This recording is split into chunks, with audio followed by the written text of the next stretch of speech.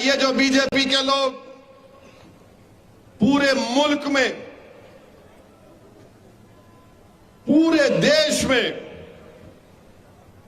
नफरत की फिजा को बढ़ा रहे हैं। अभी महाराष्ट्र कोल्हापुर में एक धरना हो गया, 30,000 आरएसएस के लोग रोड पर निकल कर आ गए। और क्या निकल कर आए कि किसी ने टीपू सुल्तान की फोटो लेकर निकला तो आप रोड पर निकल कर आ गए। मैं नरेंद्र मोदी देश के प्रधानमंत्री, वजीर आजम से और बीजेपी आरएसएस से पूछना चाहता हूं, जब आपने अनलॉफुल एक्टिविटीज प्रिवेंशन एक्ट में उसके फर्स्ट शेड्यूल में आपने 44 ऑर्गेनाइजेशन को कहा कि बैन है, तो आप एक लिस्ट बना दो कि नाम टीपू रखे तो बैन, औरंगजेब रखे तो बैन, बाबर रखे तो बैन, खिलजी रखे तो बैन, जहांगीर रखे तो बैन, बहादुर शाह जफर रखे तो बैन, शाहजहां रखे तो बैन, कुली कुतुब शाह रखे तो बैन। निकाल दो लिस्ट। ये नाम भी नहीं रख सकते आप, बोल दो। टीपू की फोटो लेकर गए तो उनका एक मिनिस्टर है महाराष्ट्र का, गार्डियन मिनिस्टर दीपक केसरकर उनका नाम है। उन्होंने बोले कि हम 21 लोगों को पकड़ लिए। फोटो रखना जुर्म है तो बताओ कौन सा सेक्शन है आईपीसी का। आपके पास प्रोहिबिटेड लिस्ट है तो नामों की लिस्ट भी बना दो आप, और बोल दो कि असदुद्दीन ओवैसी नाम नहीं रखना, वरना उसकी जबान से भड़काऊ भाषण निकलता है। बोल दो ये नाम नहीं रख सकते आप। और अब ये बोल दो कि वो प्रोहिबिटेड नामों की लिस्ट में हम गोडसे का नाम नहीं रखेंगे क्योंकि हमारा प्यारा है, हम आपटे का नाम नहीं रखेंगे क्योंकि हमारा वो दिलबर है, मदन लाल पहला का नाम नहीं रखेंगे क्योंकि हमारा दूध पेड़ा है। अब नाम पे भी मामला आ गया, नाम पे। अरे वो टीपू की भी फोटो नहीं थी, वो किसी औलिया अल्लाह की फोटो थी। बच्चे जाकर समझाए पुलिस वालों को, मगर इन्हें बोल दिया नहीं फोटो नहीं रखना।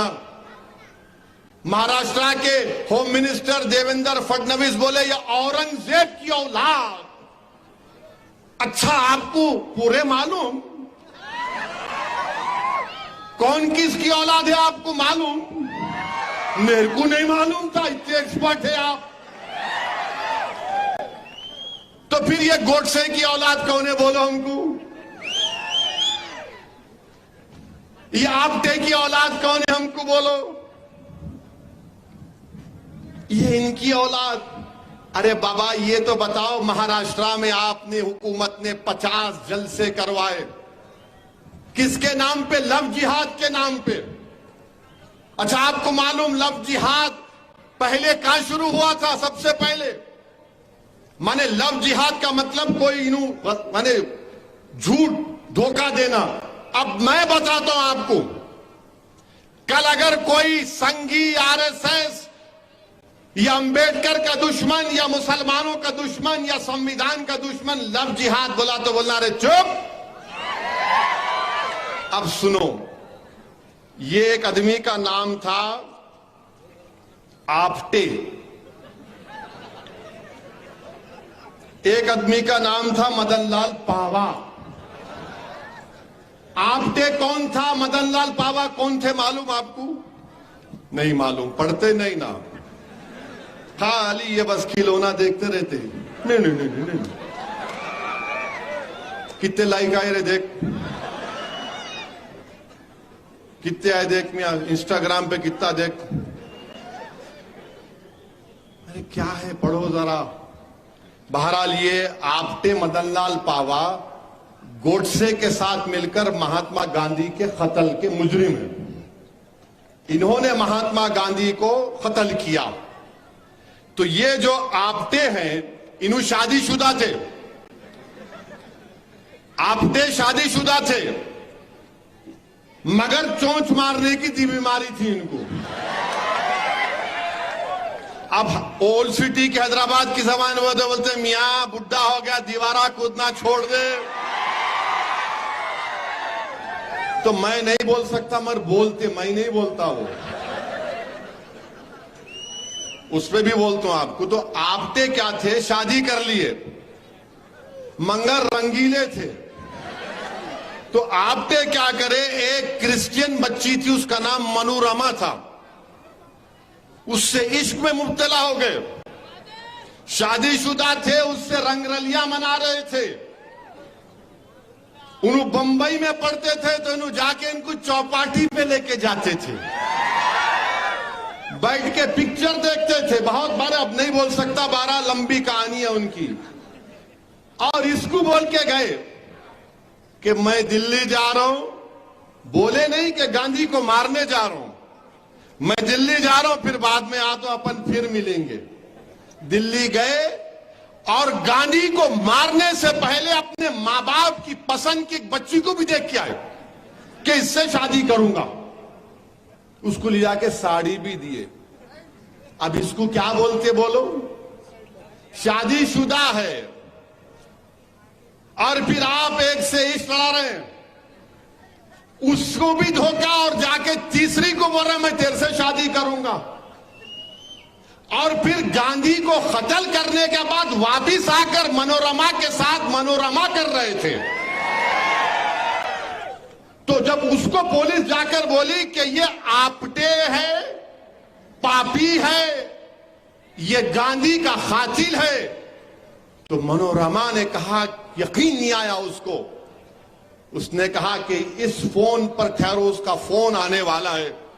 फोन आया तो उस वक्त की पुलिस को मालूम हुआ कि आपटे एक जगह पर है, वहां जाकर आपटे को पकड़ लिए। अब इसको क्या बोलेंगे बीजेपी वाले, इसको क्या बोलेंगे बीजेपी वाले, बोलो। और फिर ये एक साहब हैं मदन लाल पहवा, इनकी भी बड़ी रंगीन दास्तान है। अहमदनगर जो महाराष्ट्र में है, वहां की एक बहुत बड़ी तवायफ औरत थी। हाँ तुम सुनो, अभी रंगीन बात करो, तुम्हारे को एक साइड उड़ रहे, बैठे रहो, सुनो। ये मदन लाल पावा साहब अहमदनगर में थे, तो इनको वहां पर एक तवायफ की बेटी थी, वो तवायफ की बेटी से इश्क में मुब्तला हो गए, और उसके साथ उन्होंने जो भी, तो मदन लाल पहवा, उसका नाम शेवंती था। क्या नाम था उसका? शेवंती। ये मदन लाल पहवा भी गांधी के कत्ल में मुलविस थे। ये रेफ्यूजी थे पाकिस्तान उस वक्त के, वहां से आए थे। गांधी के कत्ल के बाद जब इनको गिरफ्तार किया गया, तो ये शेवंती, जिसने कसम खाई थी कि मैं तवायफ की तरह जिंदगी नहीं गुजारूंगी, मैं मदन लाल पहवा के साथ शादी करूंगी, उसका दिल इतना टूटा कि वो अपनी मां की तरह तवायफ बन गई। ये वो लोग हैं, अरे ये लोग धोखा देने वाले हैं, ये लोग गंदे लोग हैं। और 1988 में शेवंती की मौत हुई। अब आप बताओ, अच्छा ये मदन लाल पहवा गांधी के कत्ल में सजा हुई, फांसी नहीं हुई थी, छूट गए, 64 में छूटे। तो 64 में छूट गए तो लैला के पास जाना ना, देखो मैं आ गया, नहीं गए, शादी कर लिए। इन्हों आके हमको आईना दिखा रहे, अरे तुम्हारी तारीख को जानता हूं मैं, तुम्हारा शिजरा खोल सकता हूं पूरा। अब खाली 2 एग्जाम्पल दिया हूं, अगर और दूंगा तो बहुत तकलीफ हो जाएंगी बीजेपी संघ परिवार वालों को। अब आप हमको बोल रहे लव जिहाद। अच्छा वो एक भोपाल का मजे का किस्सा हुआ, पढ़े अखबार में? नहीं पढ़े, नहीं पढ़ते तुम लोग। खैर मैं ही पढ़ा। वो एक बीजेपी की एमपी है मोहतरमा, उन पे बहुत बड़ा वो मालेगांव का मुकदमा चल रहा। तो एक बच्ची के अम्मा बाबा उनको जाके बोले, मैडम हमारी बच्ची किसी के इश्क में मुब्तला हो गई। तो उन्होंने बोले उसका एक ही इलाज है, उसको ले जाकर केरला पिक्चर दिखाएंगे। क्या नाम है केरला? हाँ? हमारे एमएलए अच्छा जानकारी रखते हैं। तो बहरहाल केरला स्टोरी लिख जाके वो मैडम दिखाए बच्ची को, उन्हें देखने के दिन उसी रात अपने घर से भाग गए। अरे क्या दिखाया रे भाई तू उसमें? उन्हें भाग गए। मीडिया लिखा, मैंने लिखा, उन्हें भाग गए। इसीलिए हम बोल रहे गवर्नमेंट से, ये इश्क के मामलात में मत आओ आप। जो सही कर रहा है कर लें दो, मगर आप कबाब में हड्डी नहीं बनेंगे बल्कि पत्थर बनेंगे। अब आप बोलते लव जिहाद। अच्छा, अगर महाराष्ट्र में लव जिहाद हो रहा है तो एक एस्टिमेट दो, नंबर दो कि अहमदनगर में ये हुआ, कोल्हापुर में ये हुआ, सांगली में हुआ, वेस्टर्न महाराष्ट्र में हुआ, मराठवाड़ा में हुआ।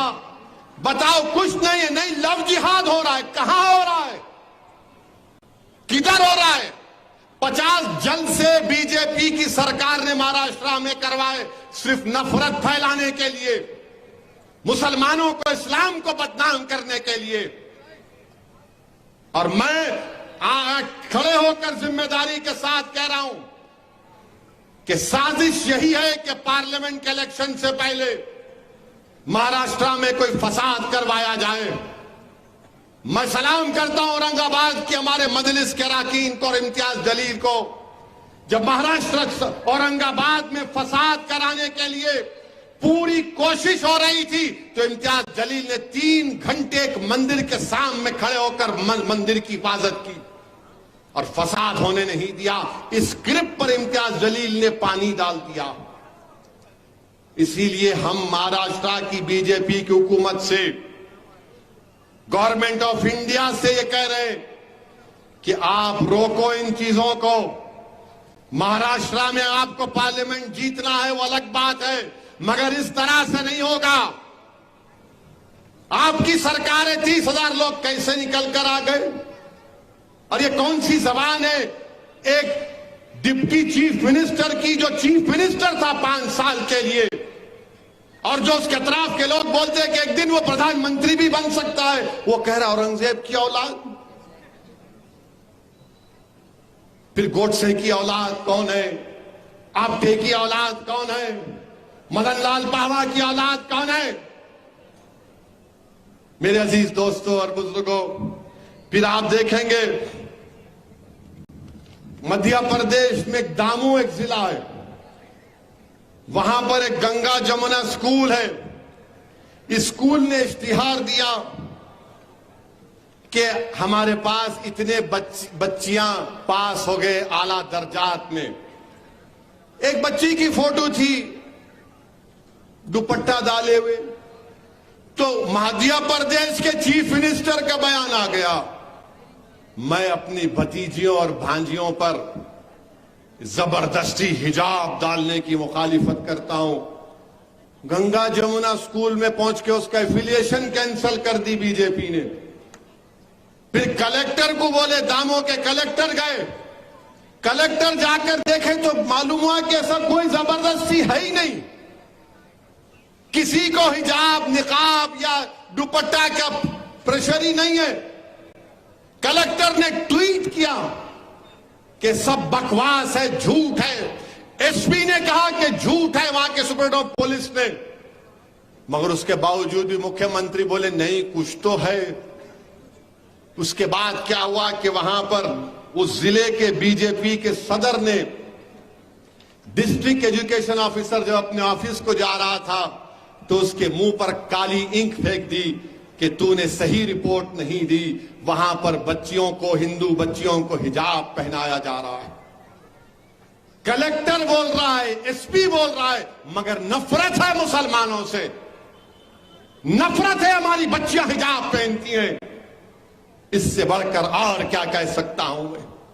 उत्तर प्रदेश में बरेली से दिल्ली बस जा रही है, बस रास्ते में रुकी तो किसी मुसलमान ने कहा कि भाई एक 3 मिनट रुक जाओ, हम नमाज पढ़ लेते हैं।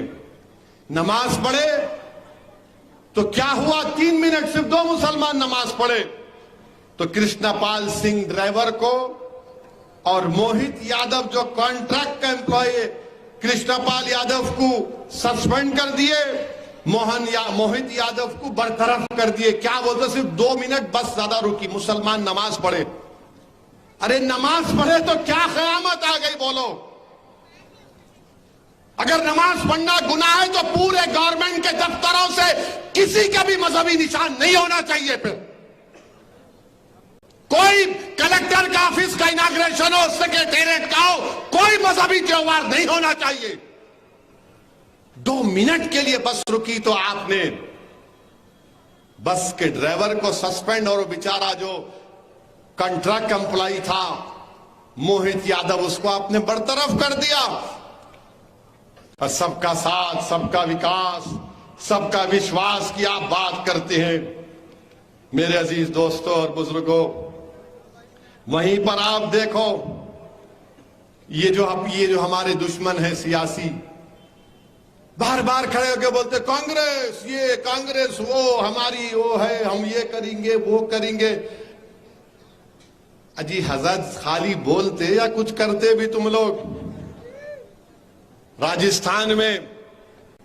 राजस्थान में मौसम खान एक नामी शख्स को लक्ष्मणगढ़ के उनको जला दिया गया। कांग्रेस की सरकार है। फिर वहां पर जुनैद और नसीर को जिंदा जला दिया गया, किडनैप करके लेकर गए हरियाणा को जिंदा जला दिया जुनैद नसीर को। 4 महीने हो गए, 11 में से खाली 3 को पकड़े। 15 लाख का ऐलान, सिर्फ 5 लाख दिए। अरे कांग्रेसियों जो मजलिस पर उंगलियां उठाते हैं, जाओ ना वहां जाकर बोलो तुम्हारे कांग्रेस के चीफ मिनिस्टर को, अशोक गहलोत को। और हद तो यह हो गई कि जो हाफिज जाबिर जो जुनैद और नसीर के इंसाफ के लिए लड़ रहा था, उस पर 307 का झूठा मुकदमा डाल के जेल को भिजा दिए। उसके साथ 4 औरतों पर केस बुक कर दिए। अब आप बताइए मेरे अजीज दोस्तों और बुजुर्गों, ये क्या हो रहा है हमारे मुल्क में।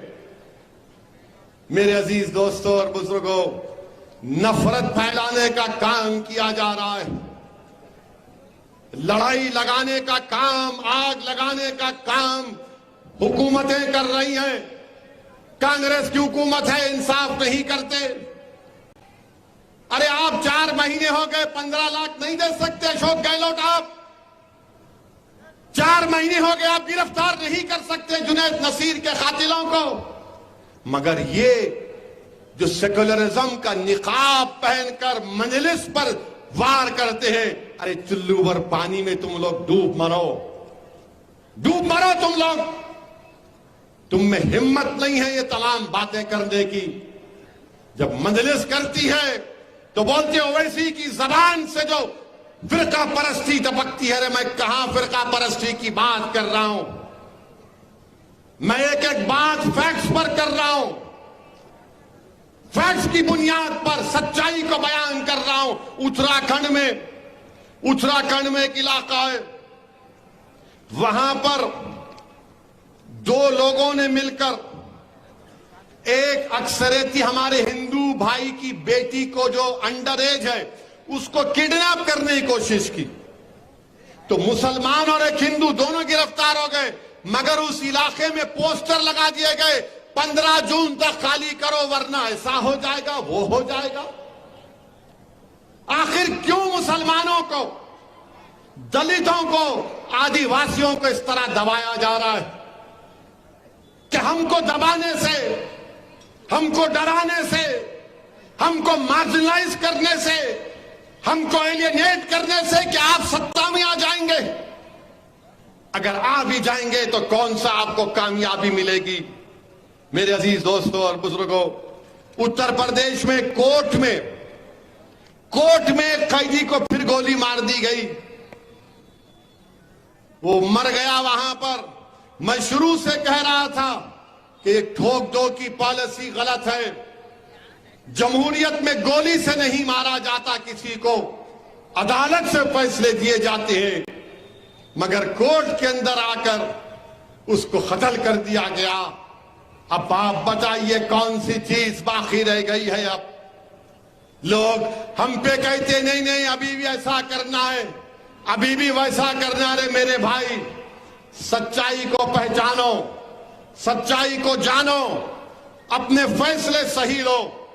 मगर सब लोग ये जो दिल्ली में बैठे हुए चौधरी है ना, जो सौदा करते हैं मुसलमानों के नाम पर, अरे आरएसएस से तुम बात करोगे और तुम सेक्युलरिज्म को बचाओगे? आरएसएस से तुम बात करोगे और सेक्युलर पार्टियों को कामयाब करोगे? और अजीज दोस्तों और बुजुर्गों, 288 लोग ट्रेन के हादसे में मर गए। हमारे प्राइम मिनिस्टर भी पहुंच गए, मगर कैसे हादसा हुआ वो मरने वाले नहीं मालूम किस किस के भाई बहन थे। मगर हमारे वतन अजीज में जब गरीब मरता है, चाहे किसी मजहब का हो, हिंदू हो, दलित हो, आदिवासी हो, मुसलमान हो, ईसाई हो, जो गरीब मरता है तो गरीब की जान की कीमत हमारे मुल्क में नहीं है। सब मरते हैं, मगर दलित जब गरीब मरता है, मुसलमान या गरीब हिंदू मरता है, कोई उससे कोई इंसाफ नहीं होता। 2 दिन 4 दिन अखबार में न्यूज बनती है, उसके बाद कोई उस गरीब को पूछ कर नहीं देखता। आपको मालूम, आदिवासी लोग हमारे मुल्क में 70 लाख आदिवासी लोग डिस्प्लेस हो चुके, कोई पुरसाने हाल नहीं। 288 लोग मर गए, इसका ले लो, मौज बनाओ, मगर कैसे मरे उसका जवाब कौन देगा? क्यों मरे उसका जवाब कौन देगा? क्या वजीर आजम के जाने से इंसाफ हो जाएगा? अब सीबीआई को दे दिया आप। मेरे अजीज दोस्तों और बुजुर्गों, अफसोस होता है, तकलीफ होती है जब इस तरह के नजारे हम देखते हैं। 3 ट्रेन, 1, 2, 3 ट्रेन में टक्कर,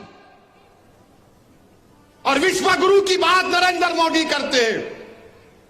भारत सुपर पावर बन गया, 3 ट्रेन की टक्कर को आप नहीं रोक सक रहे। मुझे मालूम कि आज की तकरीर के बाद बहुत तकलीफ होगी बीजेपी वालों के पेट में, मगर सच्चाई को बयान कर रहा हूं। मेरे अजीज दोस्तों और बुजुर्गों, मजलिस इत्तेहादुल मुस्लिमीन को मजबूत करिए। मैं बार बार कह रहा हूं कि पोलिंग बूथ पर अपनी इब्तिदाओं को बनाओ, अपनी ताकत को दिखाओ, और जब वक्त आएगा एक सही फैसला इंशाअल्लाह लिया जाएगा। मैं मुकाबले से पीछे हटने वाला नहीं हूं। मैं फिर से कह रहा हूं, आप आइए, लड़िए हैदराबाद, कौन रोक रहा है आपको? You are welcome. मगर एक बात जान लो, हैदराबाद की जो सीट है ना, जो मजलिस की जो पहचान है, जो मजलिस की ताकत है, अगर इस असेंबली कॉन्स्टिट्यूंसी में तुम बैठे हो तो मैं जिम्मेदारी के साथ कहता हूं कि जब कभी भी इलेक्शन आता, तुम्हारी जबान पर पहले होता कि या अल्लाह मेरी जमात को तू पहले कामयाब कर दे। दुआ करते हैं ना आप लोग, या अल्लाह हमारी जमात को, हमारी ताकत को, हमारी शनाख्त को, हमारी पहचान को, हमारे बुजुर्गों की मेहनत को कामयाब कर दे। ये मेरी ताकत है, ये दुआएं मेरे साथ हैं, तुम्हारे आंसू मेरे साथ हैं, मेरे उस इज्जतदार मां और बहनों की दुआएं मेरी साथ हैं। आप मुकाबला करना चाह रहे, आजमा लो। दौलत से कोई कामयाब नहीं होता, दुआओं से कामयाब होता है। अगर दौलत से कामयाब होता तो फिर बहुत लोग कामयाब हो जाते। कोई जुल्म से कामयाब नहीं होता, कोई खिदमत से कामयाब होता है।